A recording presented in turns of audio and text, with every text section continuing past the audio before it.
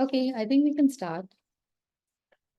All right, so we will make a this accordion travel book for this part, and maybe you can also use this to practice some more travels.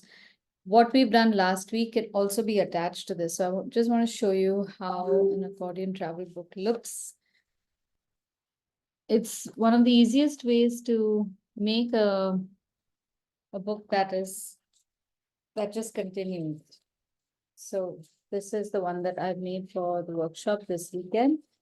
And essentially all the pages are just added to it as you finish them. There isn't a binding involved, printing involved, or any kind of complicated post-production after you've finished your illustration. And you can just keep adding this.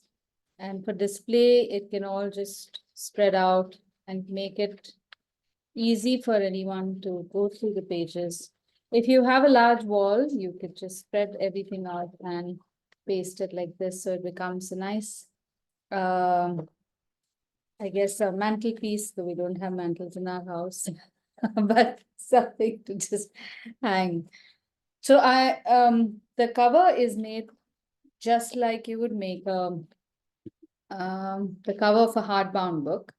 But we are not going to do too much stitching. So it's going to be two individual covers, a front and a back. And then all the other pages are going to be stuck in between. It's fairly simple. I try to make as much of my stuff with recycled paper. But if you don't have that, don't worry. You could just get some regular paper and we could decorate that as well. You could also get some maybe, yeah, brown paper bags or whatever you have in hand. So we just need A4 size sheets, which are going to be converted into the inside pages. And we are going to paint on that today. And then I'm going to show you how to make the cover and attaching at least one sheet. So if we do one sheet today, it'll look like your book is opening up to at least the first illustration. And this can be something that you do over a period of time and keep attaching those sheets. So I'll tell you the material that we'll use.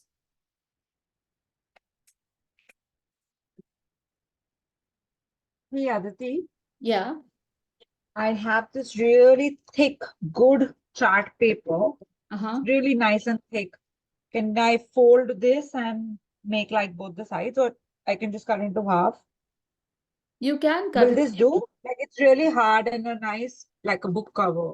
Yeah, you could do that as well. But for today, I just want you to use some other paper which can fold over like this onto Okay. a sheet.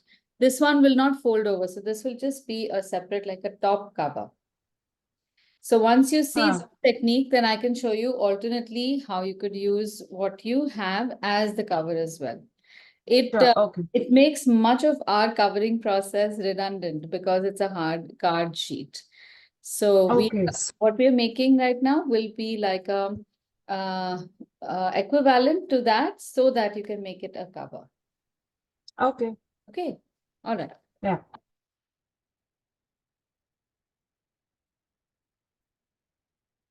Okay, so we have a large sheet now. I've not torn up my bag. I've just opened it up. I will definitely get a couple of A4 size sheets in that. Then I have 4 or 5 regular 130 GSM paper. Then I have Fevicol, scissors, and I have a bunch of tapes which may or may not be really very good quality because they're just washi tape from the corner stationer. But they can also add some interest to your book. But the one that I use more often is this invisible tape, so that it's not visible and your artwork does not get covered. But all of that can be organized. So to start with, we will just fold our paper in half.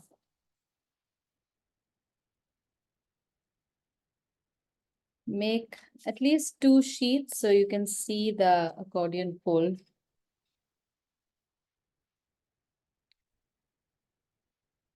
Now, just as a practice, whenever you're folding a paper to avoid this kind of edge, use something that has a flattish edge, like a spoon or maybe part of your scissor or even a table knife to gently press over the fold so that it does not crease up and remains clean, because we will be illustrating on this and you don't want too many creases running across.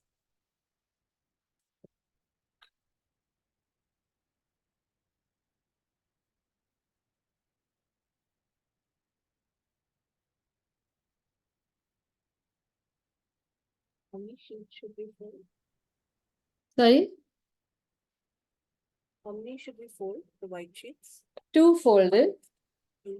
And these are the inside pages. So we eventually you can fold more of these also.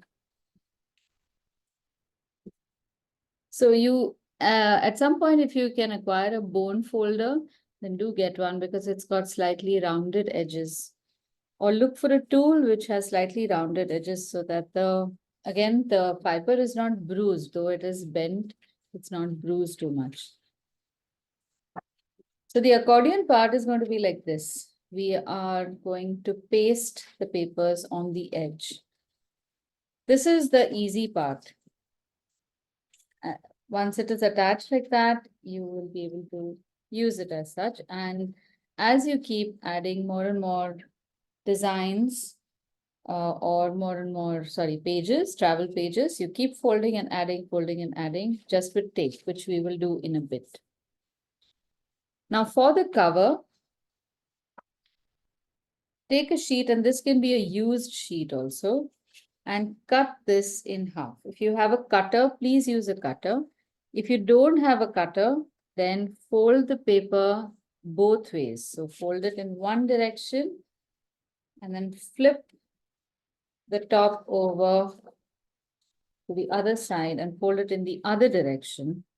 Even if you have a cutter, this helps because it breaks the fiber from both directions, and this will make the crease a lot more vulnerable. So then cutting becomes much easier.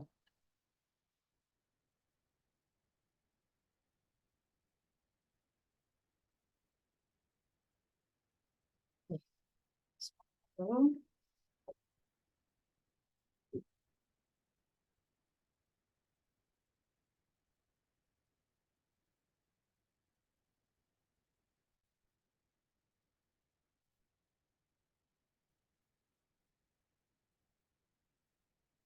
now, those of you who are unfamiliar with cutting with a cutter, let me just show you how this is done. Don't be too fast and don't cut at 90 degrees. Your movement should be like this. You place the blade at about 45 degrees and you move it in this direction. So if you start cutting at 90 degrees, you'll end up hatching it and you get you could get tears which are very ugly to look at. So if you hold it at a 45-degree angle and you just press outward and then move ahead and then press outward, it will automatically start cutting a few centimeters at a time.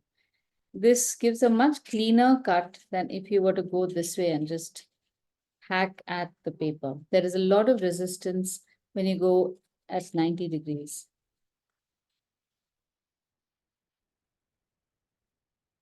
So don't move in this direction, move at 45 degrees in this direction.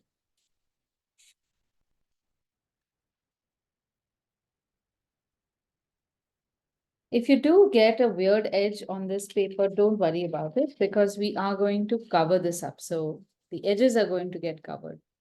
Shouldn't be an issue.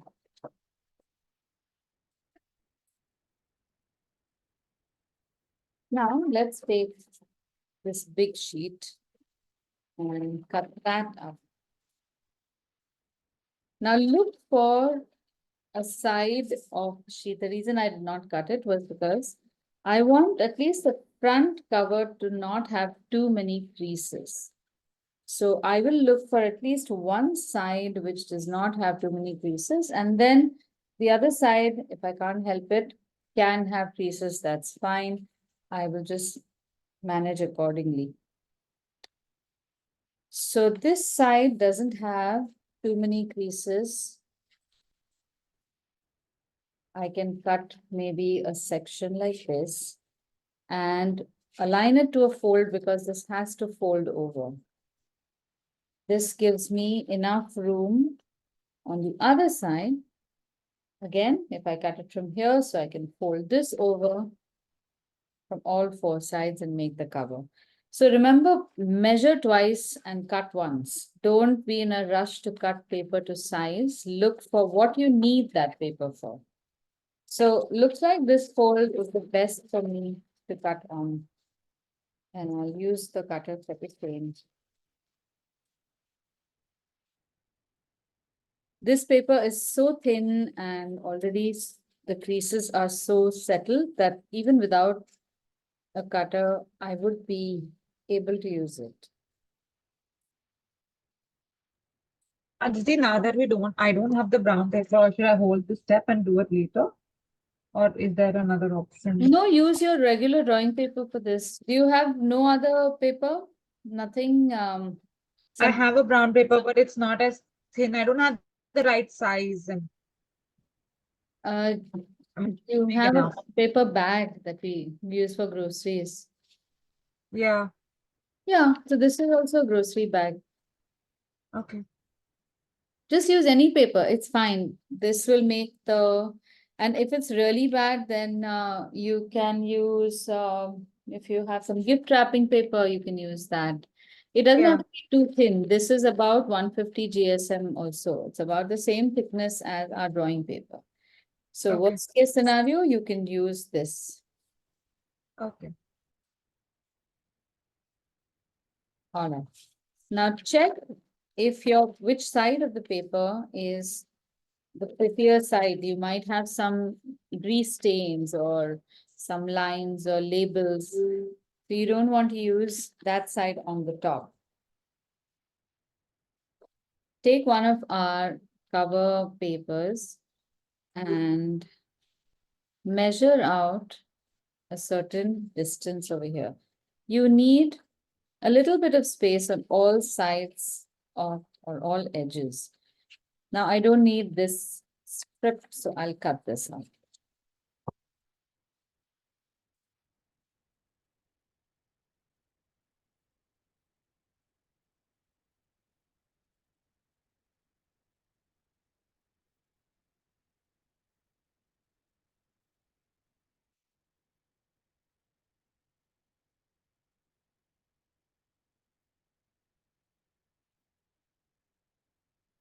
And then cut the other sides to other sides to size as well. Maybe an inch from this side, an inch from this side.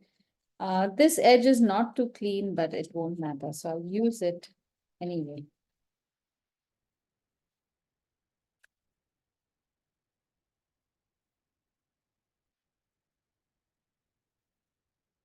So I have measured this such that I have about an inch from all sides.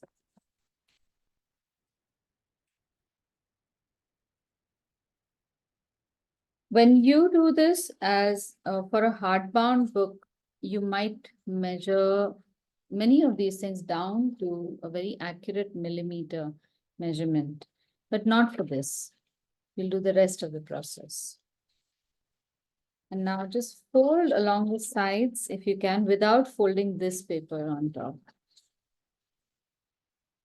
And make sure this is a straight line so you don't get crooked edges. And if you are unsure about this, you can use a scale to mark a line with the back of your cutter.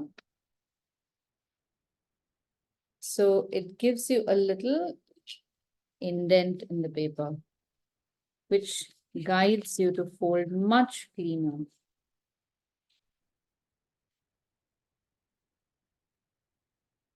Open these sides and then fold from the other two sides. Now remember, these folds will be just about an or so bigger than the size of your page. So fold, if you fold it on one side, keep it folded, press your paper into that groove and then fold the other side. But don't keep these folded and fold over, because that will just make your crease too large unnecessarily. So check that each side, opposite side folds properly.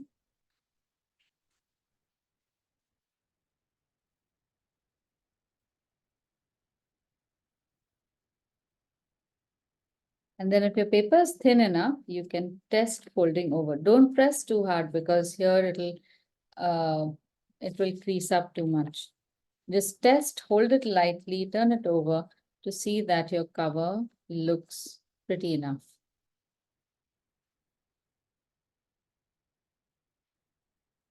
Isha, are you not doing this with us?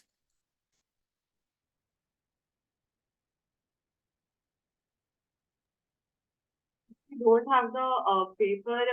Is that the normal paper or A4 size paper or the watercolor paper we use No, for the drawing? it's a normal paper, and if you want, you even use printer paper for this, so you know how to make the book. Use any Okay, okay. paper. And this paper is drawing paper. If you have a drawing book, which is A4 size, just tear a couple of pages or even one page from that. So you can have the inside page, this page on which we are going to make that building picture will be your drawing paper. This can be a printer paper or any refuse paper that you might have. This can be any paper. It can be a brown paper bag, gift wrapping paper, or a paper like this, or any craft paper you want. So use substitutes. Okay. Yeah, I have the brown paper, but it's in the roll. It's a very big roll, and it will be a tedious job to do it right now. So I will do the cover afterwards. All right. Okay. Otherwise, just go and get it cut, because now we are making the back cover, which we are going to paste. So if you want to, Okay. just quickly cut one sheet and just come. I'm sure these are easy folds. You'll be able to do this. It's not like origami. Oh. Okay. All right. Okay. Okay. Now, the usual practice is don't finish the front cover first. Finish the back cover. So do the same thing for the back cover. Any testing you need to do, or whether your folds are proper, or if your paper is working, all that you should leave for the back cover. So finish the back cover first. And as is often known, your first attempt is your worst attempt. So you might as well use that for the back cover. Now, although my paper is a little torn here, I am still going ahead and using the torn side, simply because we are going to further tear this up at an angle. So this is not going to bother my cover at all.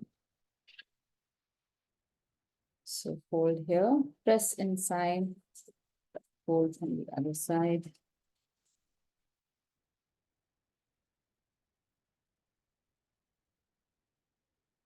And then also fold a little extra, so I can cut that off.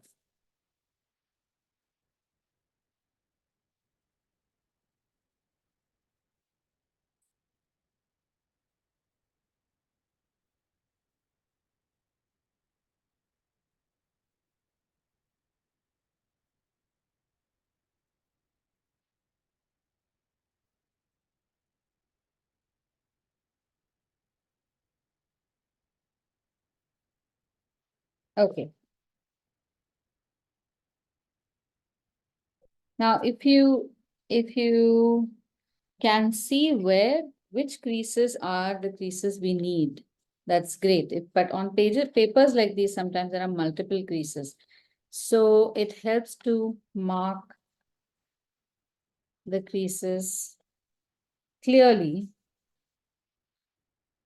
so we don't make any mistakes. This is the inside.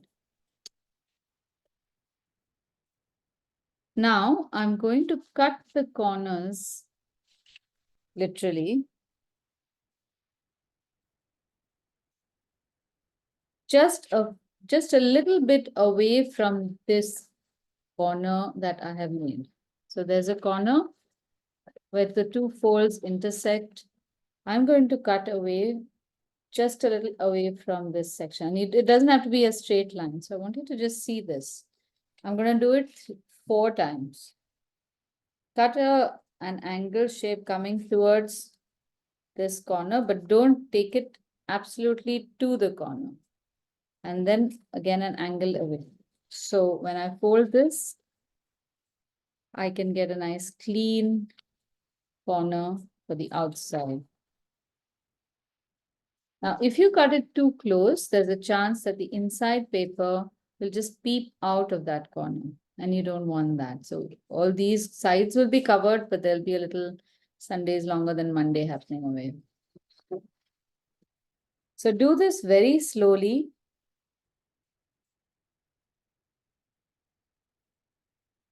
Like I said, this does not have to be the same angle throughout. It's more important to preserve the entire corner angle than to get a straight cut through and through. That's why it also helps to draw the corner out so you can see it very clearly, and you can cut around the edges.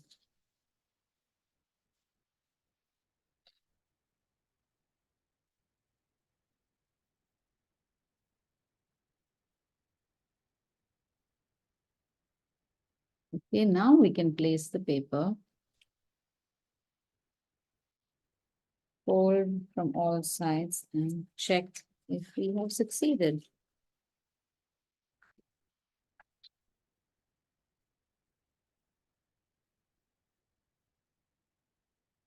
This is exactly how we're going to do the front cover as well.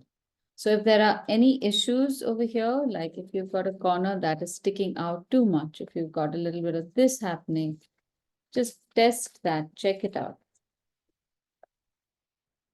And if you're satisfied, then we can glue this up. So since you see this is a clean paper that goes inside and it's going to get completely covered, you don't need to use a fresh paper for this. If you've got any old paper, or if you've got even old cardboard, or even more of the same brown paper, please consider using those pages or saving these papers to cut to this size. Old annual reports or things like that have got wonderful cover paper. Always tear those out and use that for the insides. Now, when you're gluing also, just remember, no glue on this side, no glue on the base, because both our papers are rather flimsy, so they will warp. And you don't need to, because these 4 flaps are going to secure the paper inside. You don't need to bathe the whole set with glue. So just along the corners is usually enough. And even this, I'm using Fevicol right now, but you could use even things like rice paste to keep it as non-polluting as possible.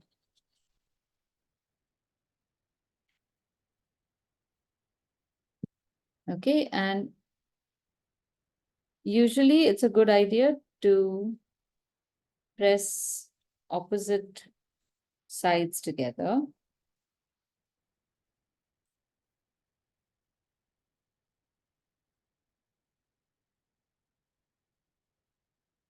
You can use a rag or again, something like this to make sure that the fold is properly engaged.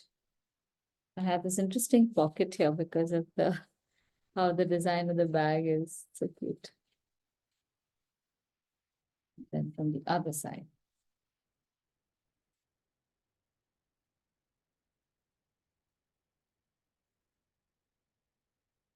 Now this is the cover, but you never have a cover exposed to the book. So we will always paste one folded sheet as an inside cover or in paper.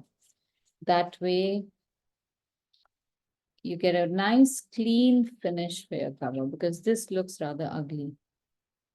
So you'll notice that in many hardbound books, the in paper is beautiful. It's often a marble paper or thin paper that just keeps the bound book attached to the cover and the spine. And often if you need to rebind the book, they will tear up the this in paper and maybe chuck the hardbound cover and then use a new cover paper over here and give you a new hardbound book. So that's the focus of the in paper. So we will have one sheet over here where we are not going to illustrate. This can become either a dedication or some notes or put some stuff on it. And if you're doing this, since this is the back cover, here is how our back is going to look. You could use this place to paste another small envelope in which you could put your ephemera. So maybe if you made some postcards related to this book, or stamps, stickers, maybe old bills or things like that, which you want to preserve. In order to complete this book, you can just keep it in the back over here. This is where you can paste it. Also, you can use, again, different kinds of paper for this. So I happen to have some colored paper,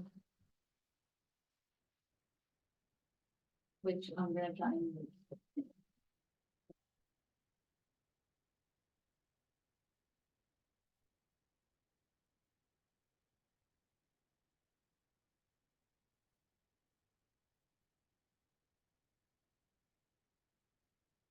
So this is like a stack of colored papers you get. I don't have any idea why they insist on putting one little bit of fluorescent paper, but the other sheets are really nice. And these are about 70 GSM papers. They are excellent as in papers. Most regular stationery stores will have them.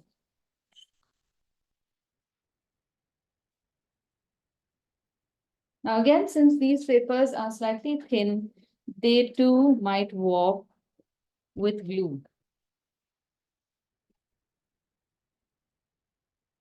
But they create a lovely transition between the cover and your illustrated pages. So these also can be folded in half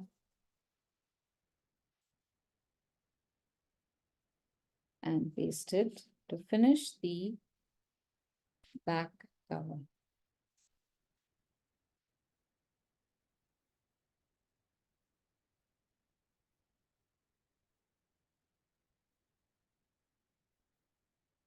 Now, if you want to get creative, you could use even things like newspaper for the back cover, old magazine sheets. You can use maybe 2 or 3 papers stuck together so that you can get a collage going. Absolutely anything. Again, gift wrapping paper. So be creative. Think about what the purpose of that particular paper is, and then find substitutes.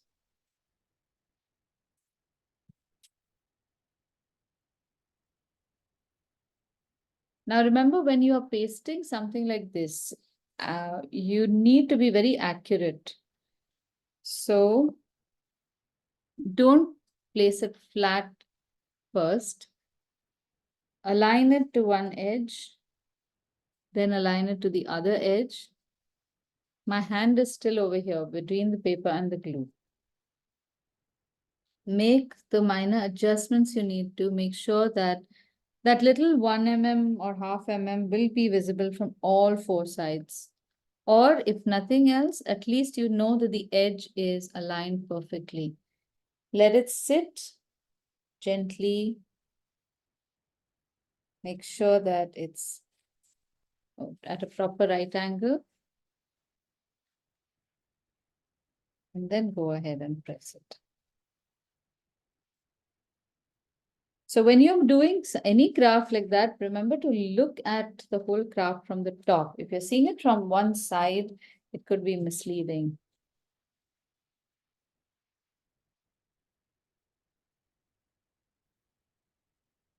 Okay, this is not that warped at all.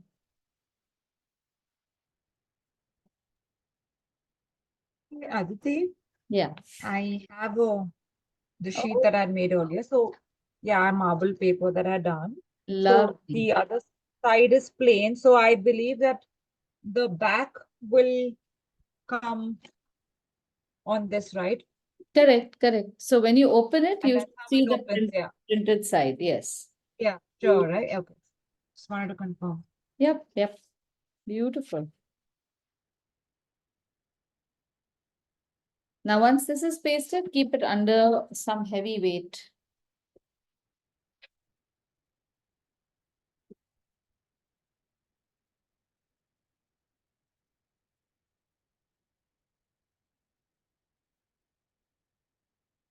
Now we know what to do with the cover. Now, please don't go ahead and quickly make the cover, because here we have an opportunity to make a design on the cover. Here, if we want to make an all over print, for example, we had the same opportunity for the back cover also, but here we definitely do. If you want to write something, you want to write text, or again, if you want to paste something on the sides, which you want to bleed around the cover, then think about that before you complete this.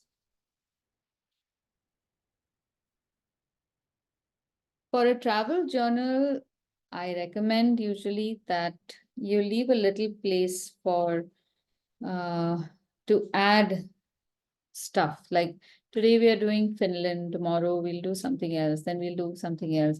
So little bits and bobs of all the travels can be put on both sides of our travel journal so that it looks like a travel journal.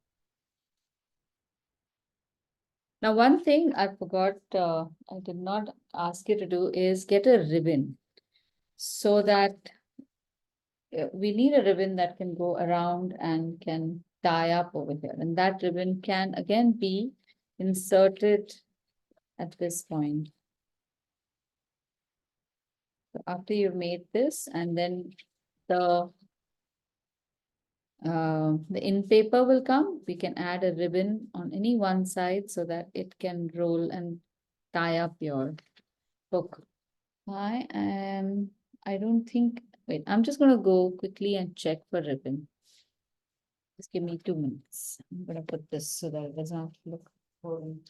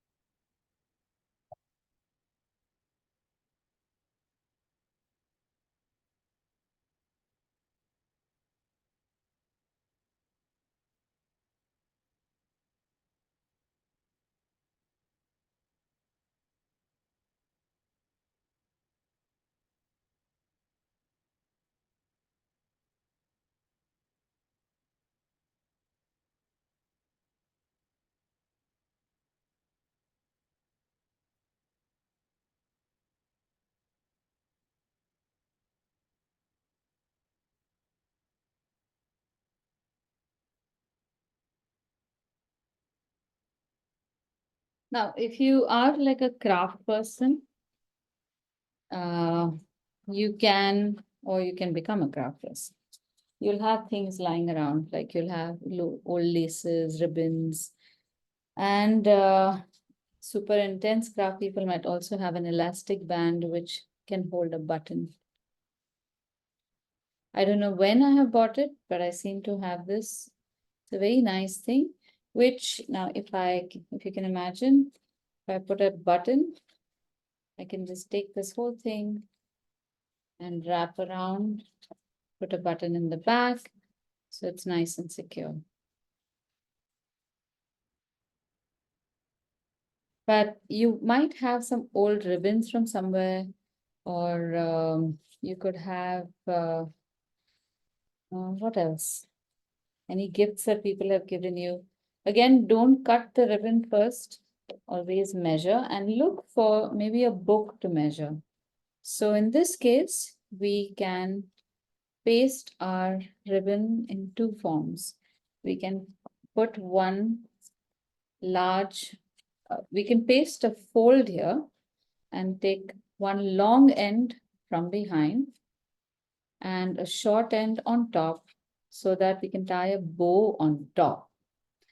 Because if you just have this, and you just keep going round and round, like many times they have it, then you have to just tuck it in, and this doesn't really work. So if when you're in charge of the design, make sure the design is good.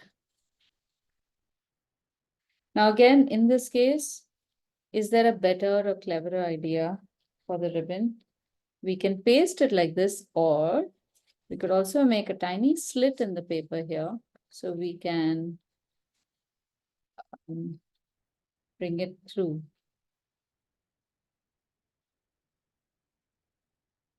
There is a neater way of doing it, but that will require a green board and whatnot. So I'm just making a tiny slit. I'll insert this through.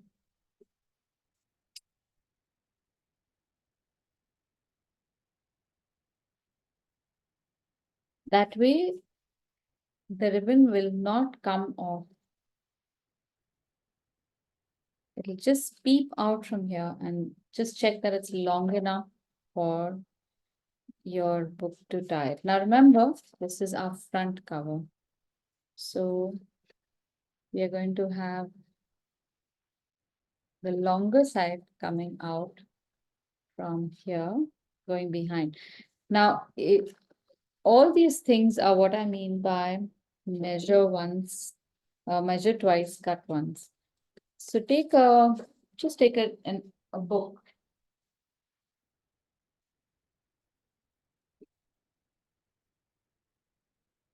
It would be great if you can make a travel journal that's this thick, but a ribbon can be longer.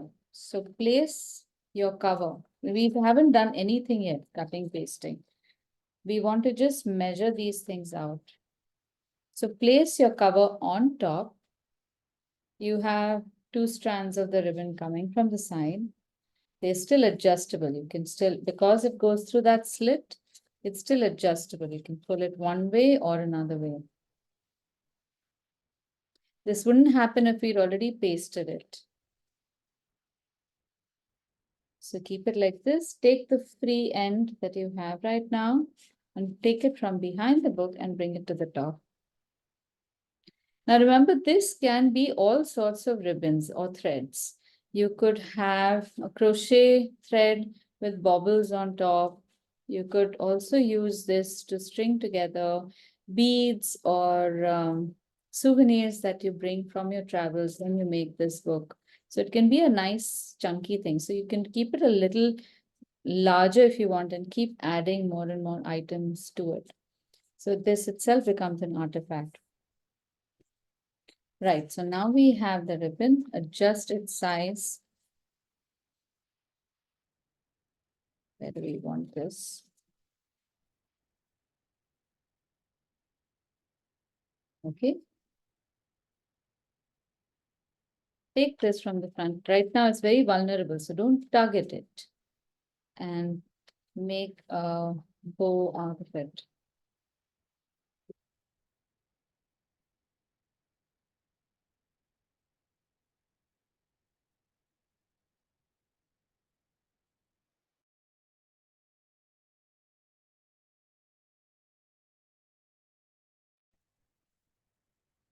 Okay, just check if this is secured and you like the size of the bow. And then you can cut it off. As usual, please cut this at an angle. And if you've got a flame or a lighter around, just bead this up so that it is not free.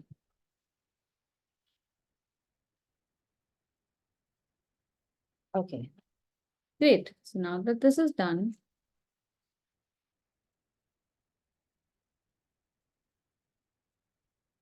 without moving this too much now,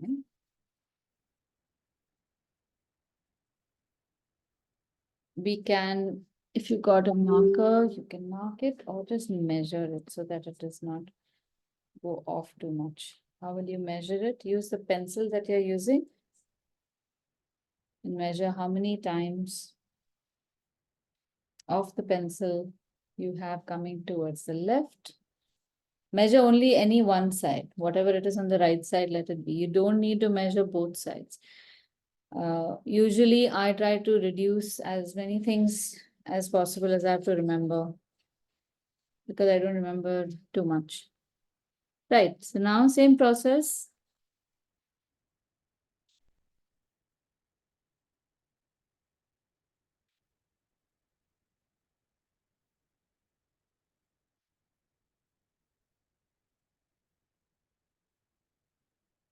If you have a glass pencil or white pencil, also try making a mark here. It's not marking, yeah, it is marking, just very lightly. Aditi, I didn't get, why are you measuring this? Sorry. See, this I'm measuring Huh. this because we have You wanted, yeah, some left over to left tie up, is, right?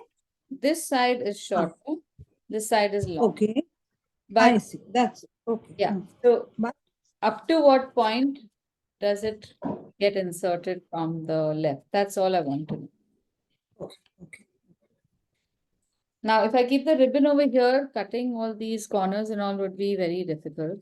And of course, I I've see. done the ribbon thing after cutting the corners also.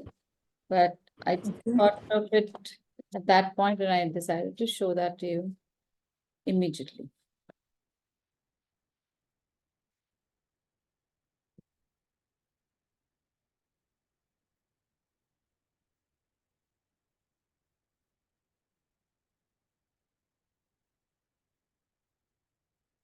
Okay, okay. Now, before pasting these flaps, put that ribbon in. Remember which side you want this. My cover is going to turn around like so. I want the ribbon on my left.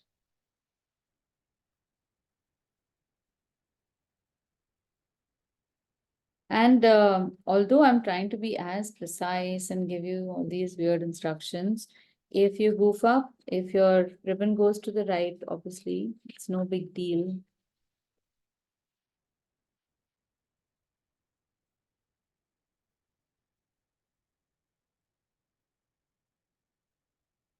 Okay, now I've pulled my ribbon up to the point that I've marked with paper. Left side is short. This side is going to come over afterwards.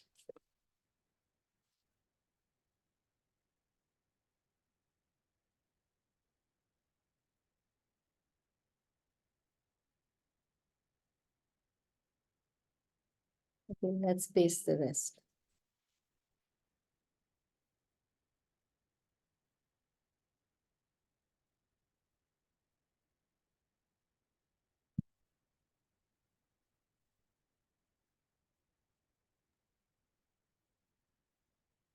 Aditi, I've already made the front cover, and is it okay if I do the ribbon on the back side? I can, that's Yeah. fine, right?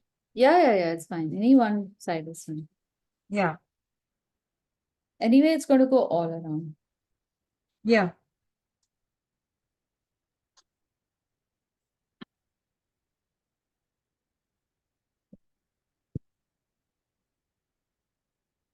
There comes the one. Now check and then paste. So at this point, it's still fairly flexible. You can still pull the paper in and out, ribbon in and out.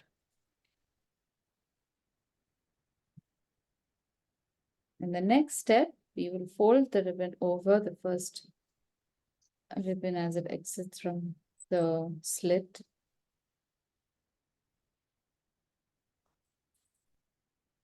This time now, we're going to secure it well with the end papers.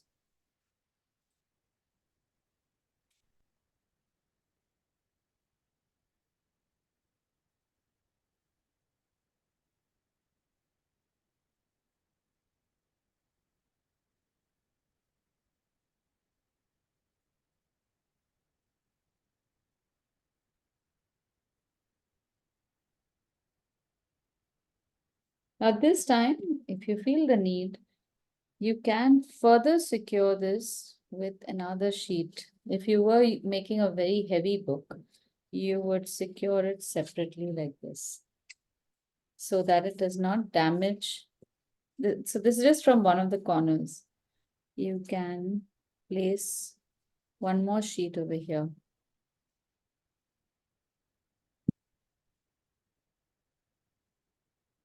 So a lot of these things are part of construction, which are done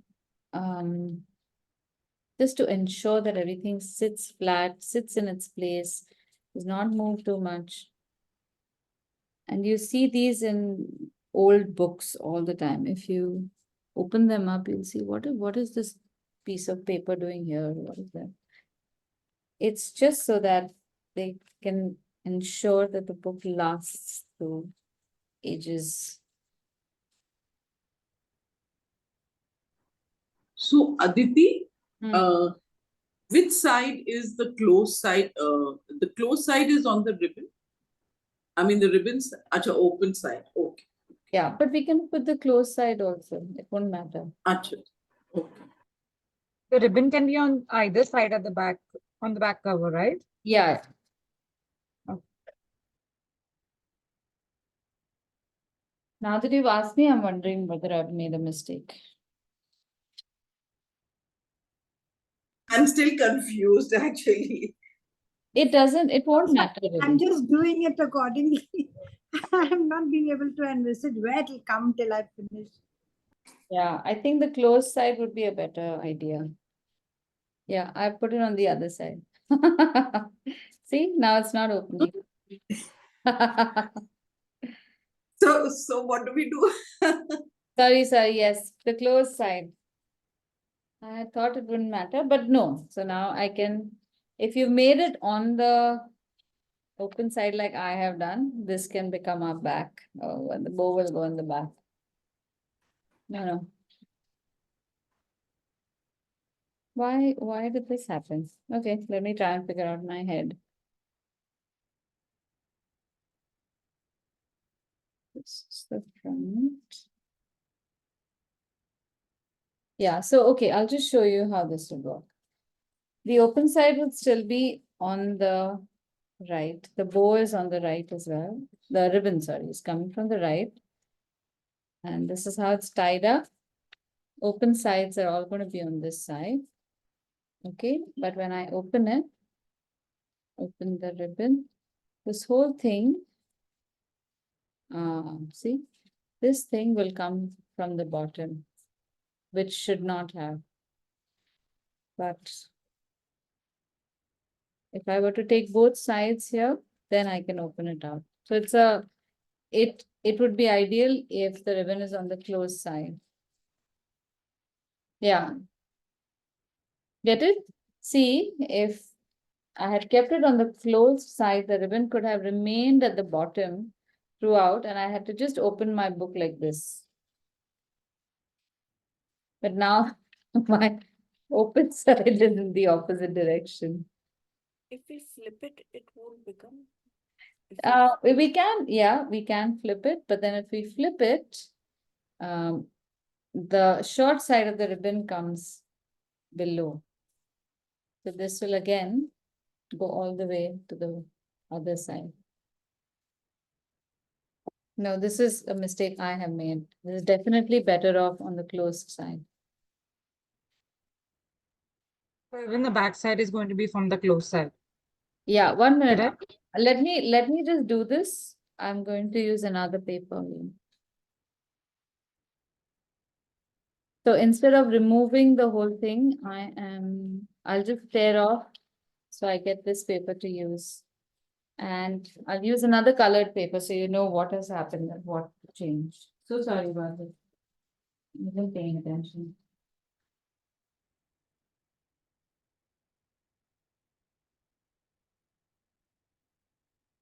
Okay, I'm using a yellow sheet now, so you know, you can tell the difference. And again, I want to see the functioning. This is the back, this is the front. So I want it to open like this, right? So my ribbon will be on the closed side. Okay. That would be a much better way to use it. Sorry.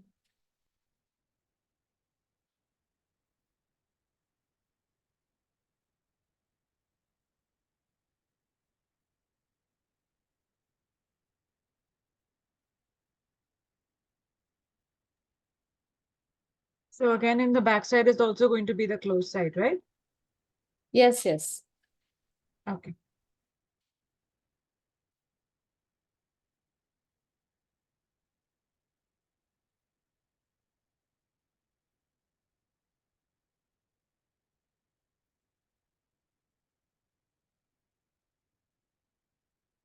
Okay, now just so that you know what I had done, I'm going to just do a little bit of a design on this so you know.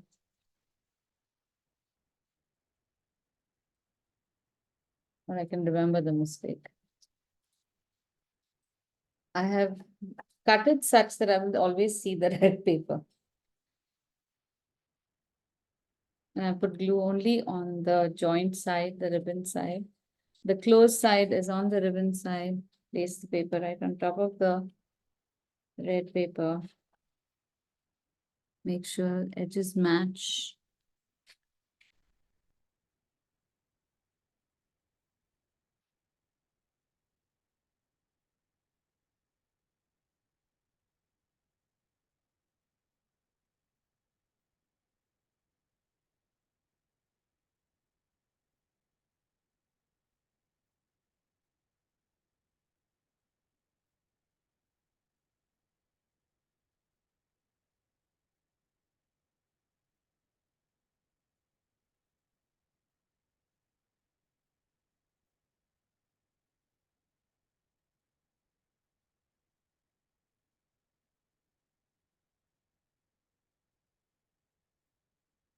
After all that checking, I can't believe it. I still made a mistake.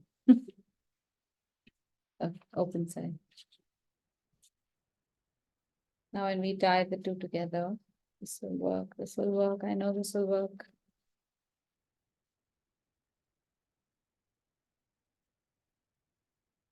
Okay, open this up. Open. Then we'll have this open.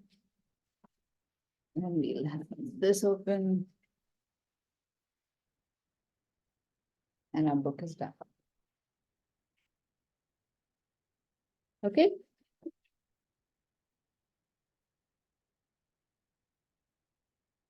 Any confusion still? Eventually, yeah, so eventually where did we put the ribbon in?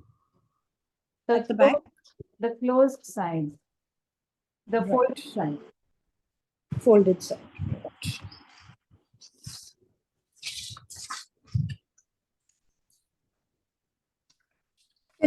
Can you turn that paper bag around? I mean the paper, the cover at the back. I just want to see the ribbon. No, the ribbon.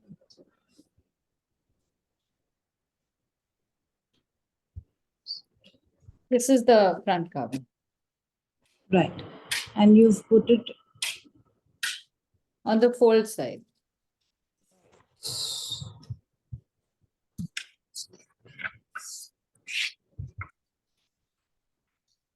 Thanks, Nita. This was a good save. Almost hooked up for everyone.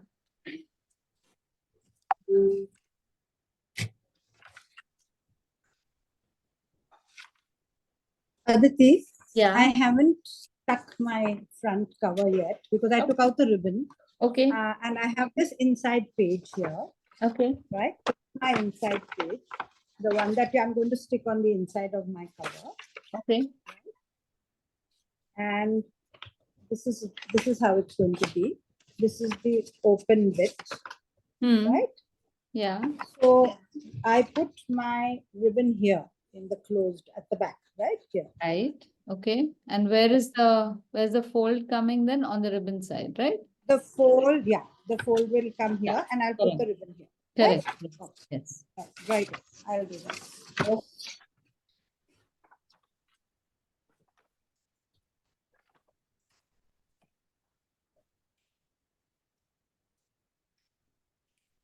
All right, now we can start making the illustrations. So let me know when you're done with the pasting and we'll illustrate this building that I've shared. This is some old market. Yes, nice, Janika, good.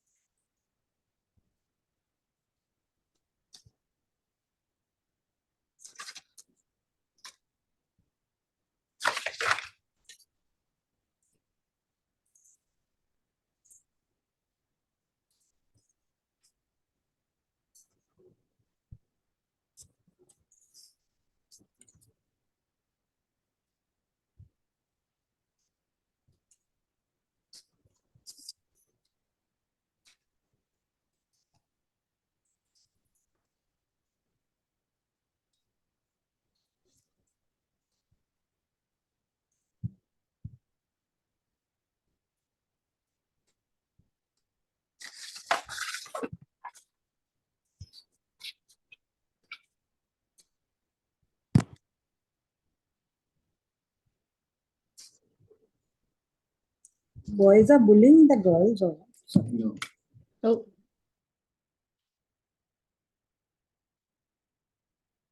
Okay, is everyone done? Shall we begin the illustration now?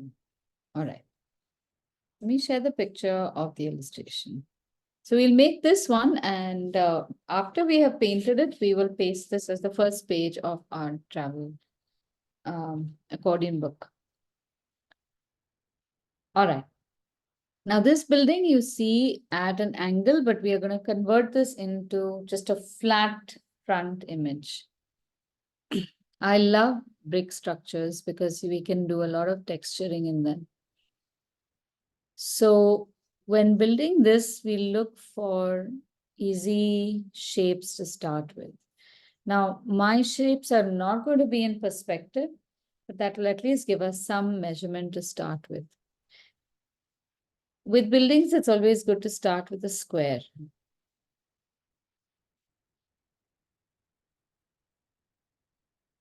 And I'm starting with my square from here. See, oh, wonderful. This whole front of the building is just made up in a square form. And from there, maybe halfway, we can draw the first floor. If we just turn this to the side, then we can make the front or the triangle of the building in the center, and then the other two sides of it at about 1/2 or a little less than half.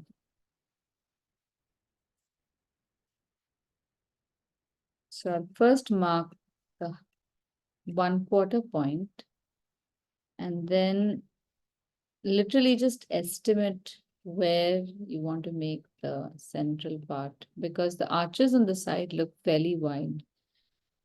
I'm just doing this visually. You don't need to do too much. And then every other bit, use some part of the square measure, like half a square, a quarter of the square, and so on, to decide where you would want to make the rest of the parts. Now I'm sharing this with you. You might find it a little confusing, but I will distill the information and share how I'm using this grid to make the rest of the building.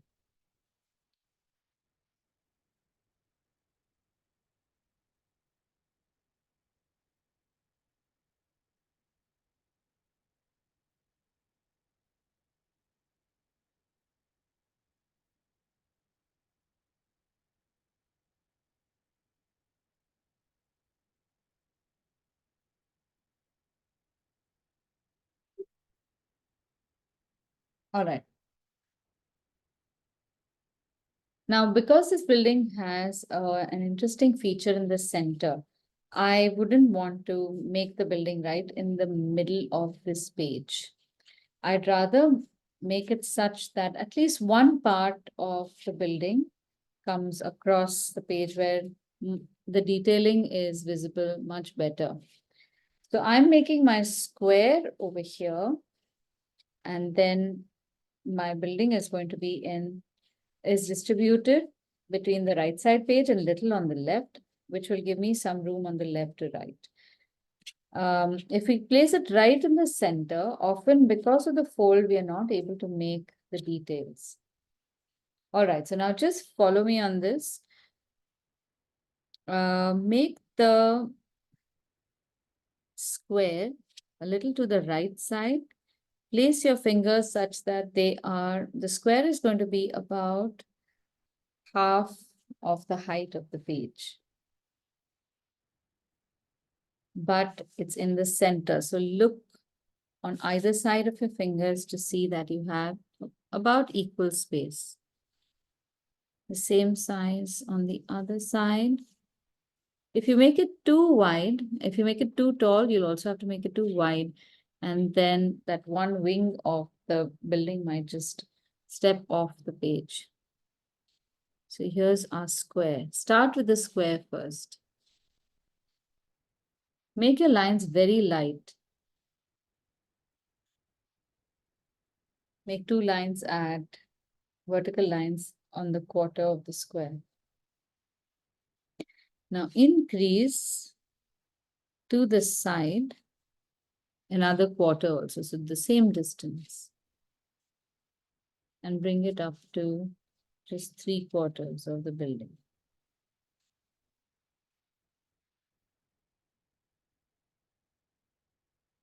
Now at this stage, you can still expand. If you feel that this is really tiny, you can expand the building.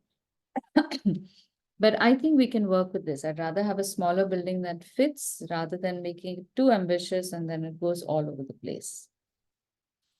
All right, is everyone with me so far? Okay, right. Now we are going to make a line at 1 second, Aditi. Sorry, The line running, yeah, sorry.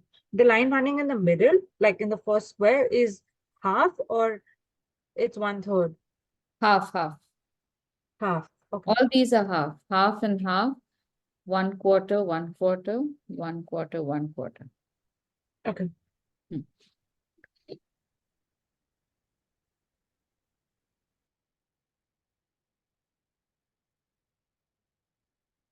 Okay, now at half of this building, we have a line that runs through and through.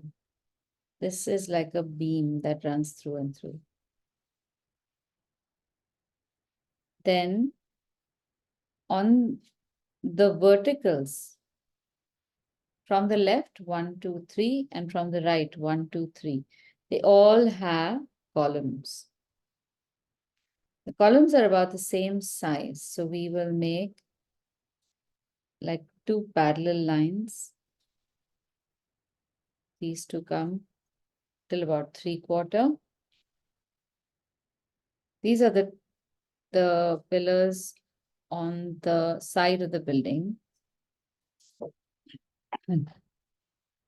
And the ones in the center go pretty high up, but not right up to the top. So now we're laying down the groundwork, almost like a grid for all the features on this building. Top them off.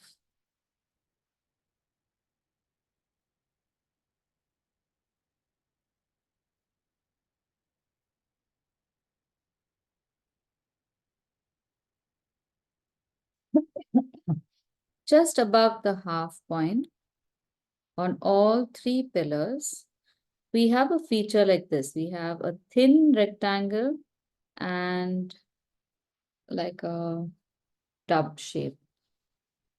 They're all the same height and the same width, centrally positioned on all the pillars at this height.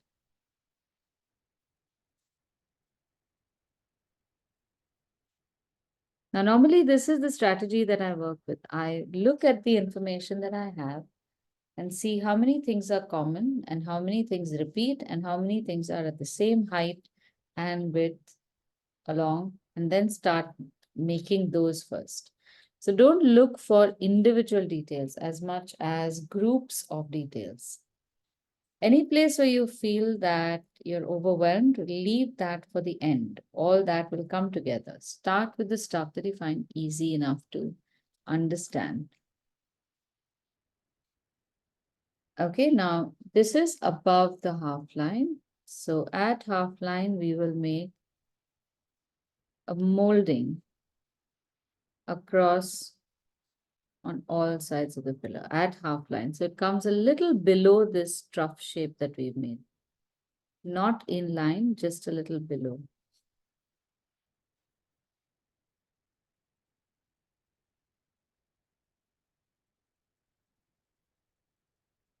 All right.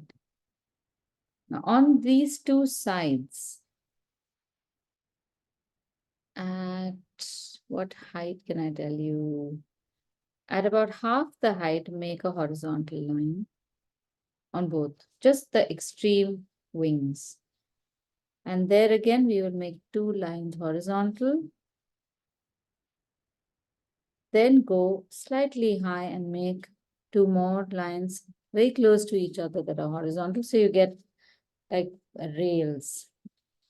And right on top of that is a shape like this, like a semicircle, which is encircling a circle. Like so. There's a circle and then semicircle around it. And you have some triangular teeth-like outcrops on the top. This is becoming very detailed. Now I can see that this ends a little inside the edge, doesn't go all the way to the side. So adjusting. Then you have a line that comes down, but there's another circle in this space here.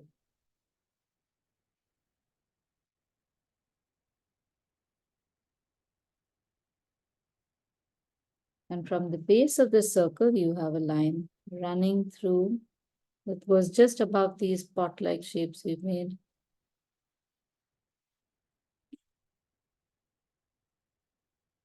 And it comes into the center panel, or not the center, the second panel, where the circle runs through it. Oh, okay. All right, so some design change we have to make. All these circles are in line.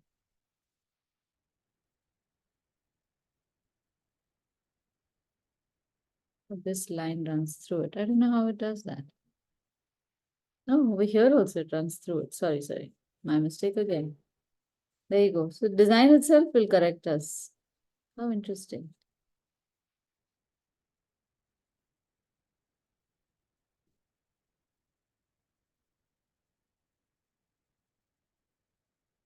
Top of this beam will run here. Okay, I'm just going to stop for a bit so that I can just check with everyone. Are you getting it or are you confused?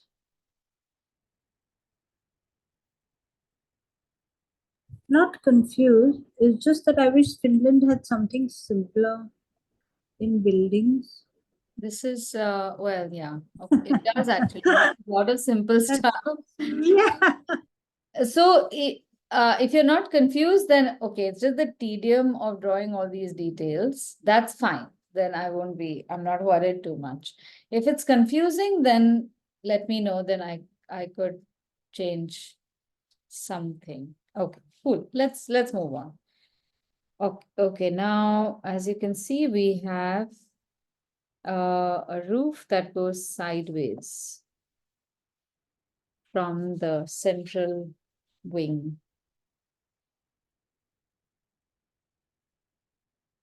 And also we have these nice decorative lines coming from the top and bottom of the circle, almost making it look like nautical.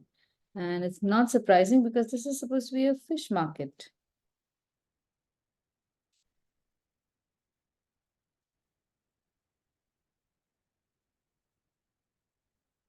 So whenever you have molding decorations, like on the top of these now, just make small rectangles. Rectangles or rhombuses or trapeziums or trapezoids. That's all you need to make. Don't worry about whether it is a three-dimensional looking feature. And you can make more and more details in it by just adding more horizontal or vertical lines.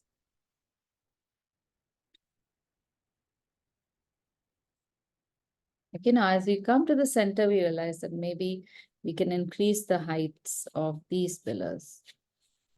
And I'm going by a very visual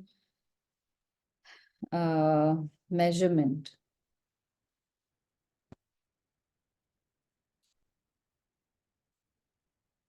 All right, let's make the central window.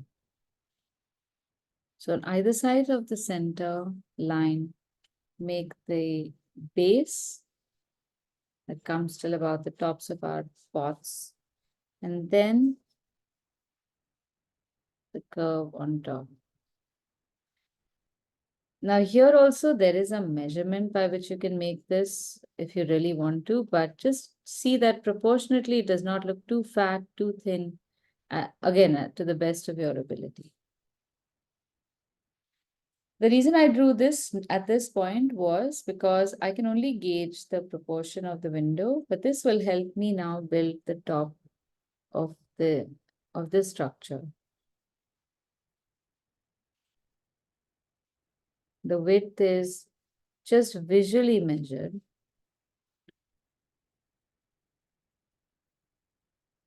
And then from the inside, at a very shallow angle, I have the roof, which has got thick lines on both sides.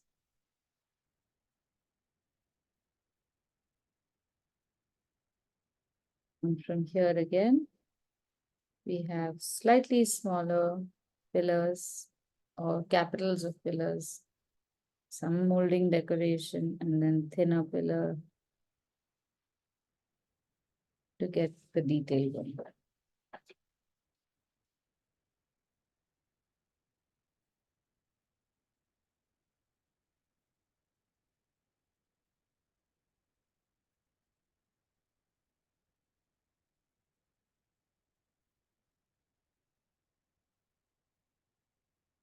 Now, this is the same way in which we will make all the other features like the windows and the doors on the bottom floors.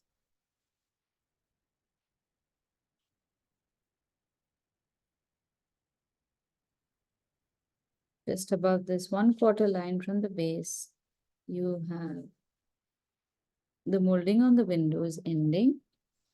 Actually, not windows, these are doors. The doors come down.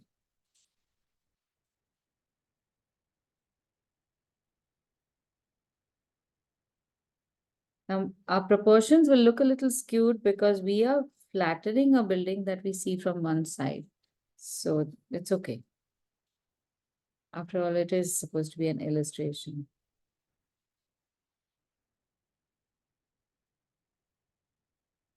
Here, all these end at the same point. So it gives us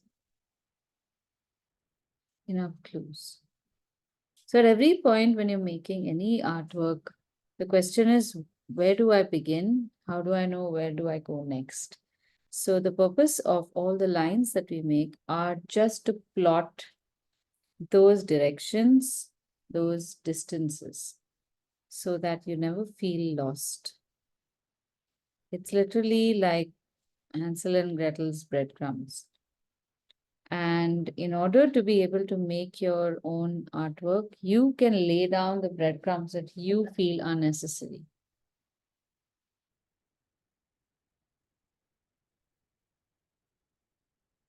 Now, in this case, all the doors have a panel at the bottom which doesn't have window panes.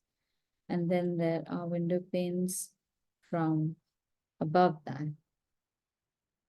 And the base of the second window pane is going to be the bottom of the window on the side. Goes only as tall as the arch, and then you have some kind of capital-like design on top of that. So use the cues in the building to draw the features around the building. Is everyone with me, or have you given up? I have not been looking at the screen, so I don't know what's happening.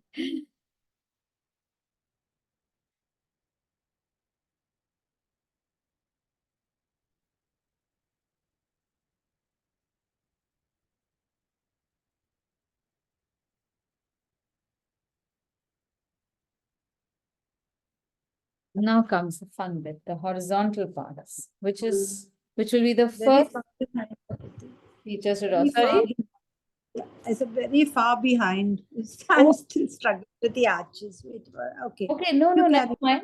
Never mind. Take your time. Take your time.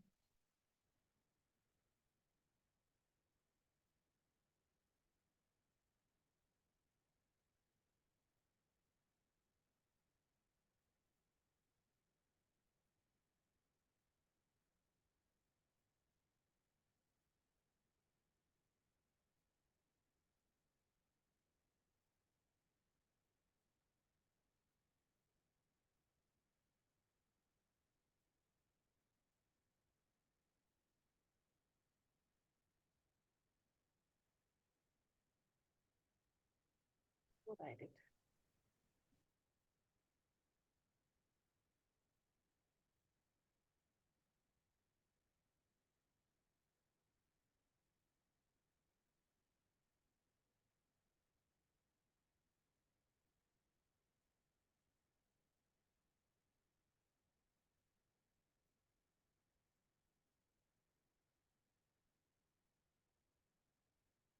Now for the horizontal lines, I would first mark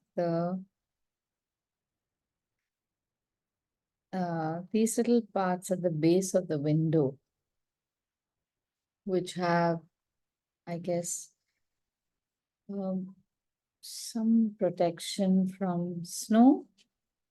And then the decoration of the building starts from above that. And then I will just mark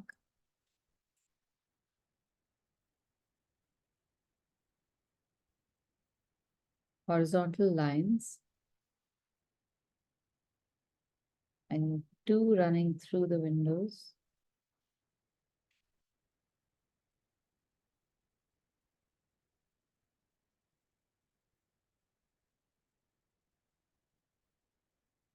And one running from the top here.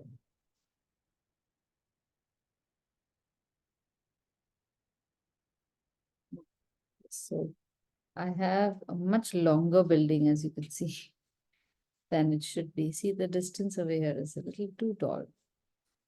So I may add one more feature here, just so that the building does not look too off.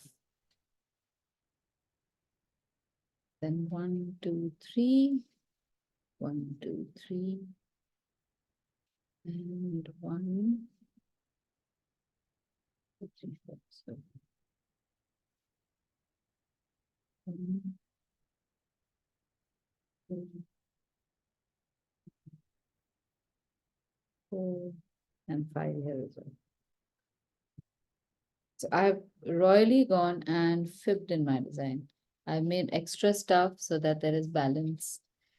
Ideally, we should not do that. I should have erased this one line and pushed this higher so that my window comes and matches on the top.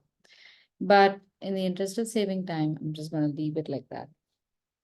And if you'd like to just relax for 5 minutes, I will make the ink part of the illustration and you all can just observe this.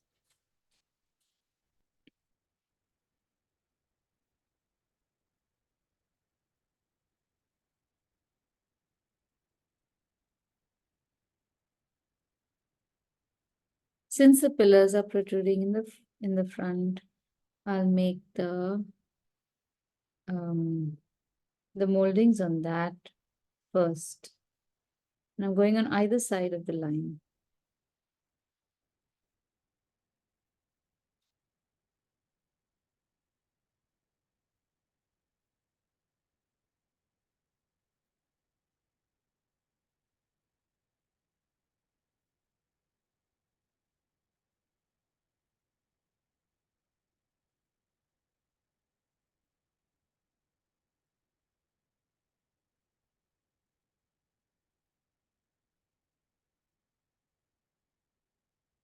Now on this one itself, I will complete this so you can see how the rest will also look. Now that is not my procedure. Normally I like to finish the same feature throughout, but again, it's just to save some time.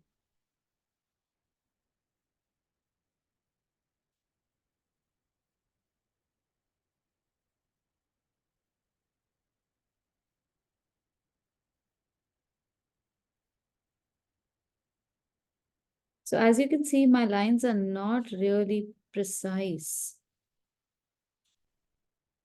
but I'm making adjustments on the fly.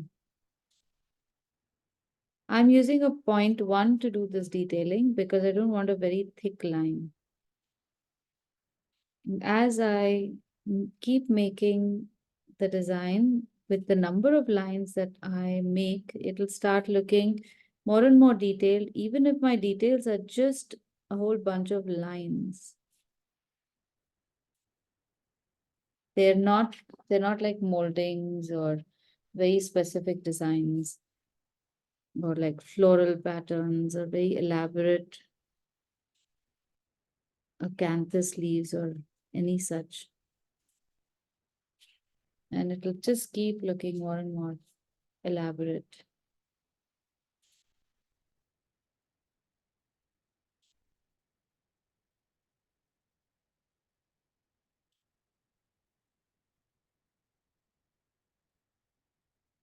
Okay, I almost made a mistake there again. There isn't any molding on top here. I don't know how far these columns go, so I'm addressing the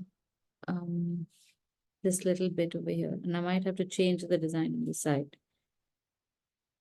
So I have got this panel come between.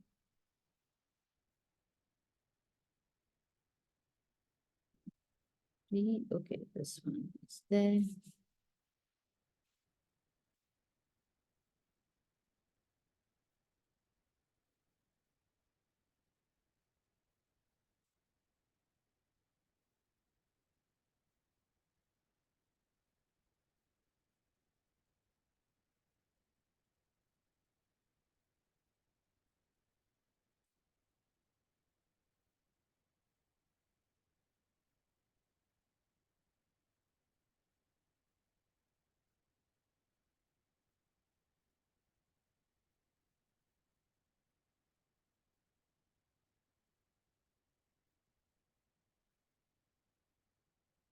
There.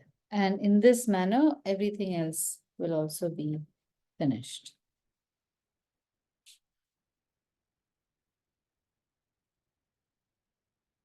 Okay, any questions, anyone?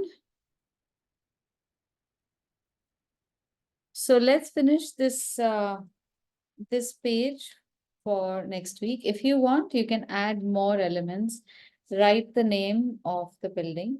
I will share where this building is from. There's a little article also about it. So I think it's there in the article. So you can write the name over here or here, maybe write a little bit about this. Have your sheet ready, and next week we could join it in our book.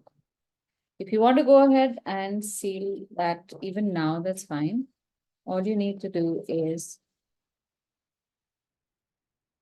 place the paper flat and just put the tape along one edge. But I'll show this to you next week.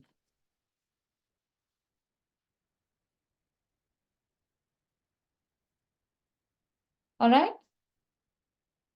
Everyone good? Yes, yes. Okay.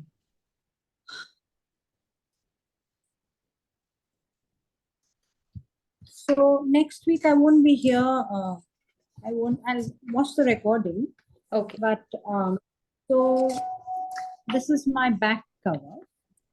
I mean, both are the same. Hmm. But and this is my, I haven't cut it yet because I didn't get time. Hmm. It's a double, right? Hmm. This is a double, right? Yeah. And this edge is where of the front page or the back page? That leaf that you just showed just now, Sorry? where you put the, you put your A4. Huh? So it's the front, right? Where are you going to put that Scotch tape? Just now that you said you're going to attach it. Oh, that we can put in the front or the back. Okay. Right. Okay. On the front, it tends to fold better, but it looks uglier. I mean, it's Oh. easier for the tape to go around like that and sit rather than come like this. You know what I mean? Right, So right. I understood. I Now have tried both, and I prefer the one in the back because then the front is clean, but it may last, may not last. So those things we can work out.